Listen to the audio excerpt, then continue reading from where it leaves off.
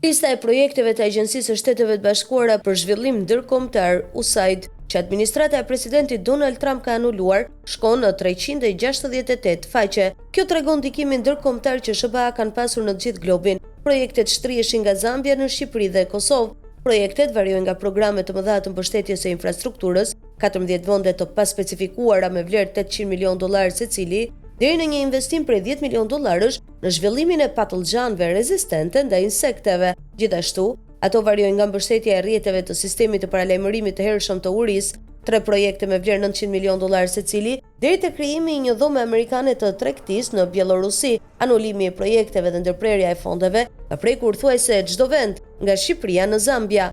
Në Shqipëri, referuar dokumenteve të publikuara, USAID financonte projektet që ishin në fushën e transformimit digital, duke mbështetur infrastrukturën kritike. Këtu përfshiheshin edhe sektorët transmetimi dhe shpërndarja e energjisë elektrike, gazit natyror, ujit, energjia elektrike e gjenerimit, telekomunikacioni, ngrohja qendrore, nafta, kujdesi shëndetësor, financa, banka dhe transporti. Gjithashtu, kishte projekte që synonin mbështetjen e komuniteteve të cënueshme. Në këtë kuadër synoi forcimi i mekanizmave lokal të reagimit institucional, qendrat e rezistencës për promovimin dhe mbrojtjen e të drejtave, sigurisë dhe përfshirjes së grave të marginalizuara dhe burrat, veçanërisht gratë dhe vajzat, të prekur nga konflikti, diskriminimi dhe ose abuzimi, duke përfshirë mbështetjen për të mbijetuarit e të gjitha formave të dhunës me bazë gjinore. Po kështu, janë anuluar financime lidhur me aktivitetet për ndihmuar sektorin publik të Shqipërisë për të përmirësuar kontrollet financiare, parandaluar korrupsionin nëpërmjet zbatimit më të mirë të kontratave dhe rritjen e llogaridhënies dhe transparencës në prokurimet publike.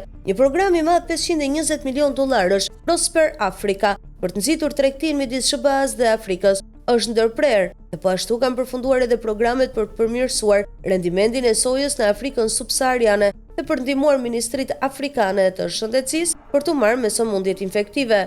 Venezuela mori disa grante duke përfshirë një për të siguruar sektorin e saj bujqësor. Megjithëse qeveria komuniste e Venezuelës është një armik i betuar i SBA-s, padyshim ishte e kujdesshme që SBA të përpiqej të mbështeste vendin për të frenuar valën e emigrantëve.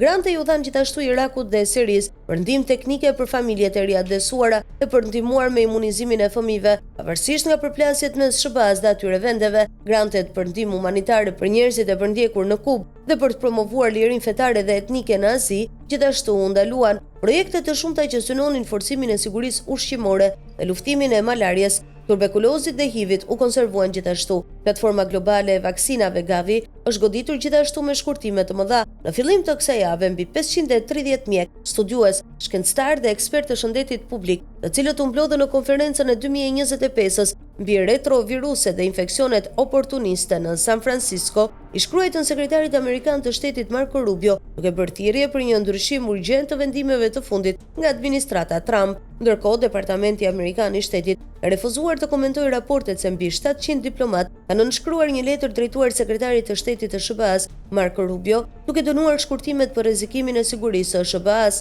Vendimi për të ngrirë dhe ndërprer kontratat e ndihmës së huaj dhe dhënjet e ndihmës pa ndonjë rishikim kuptim plot, rrezikon partneritetin ton me aleatët kryesor, gërryen besimin dhe krijon hapësira për kundërshtarët që zgjerojnë ndikimin e tyre, thuhet ndër të tjera në letrën e diplomatëve.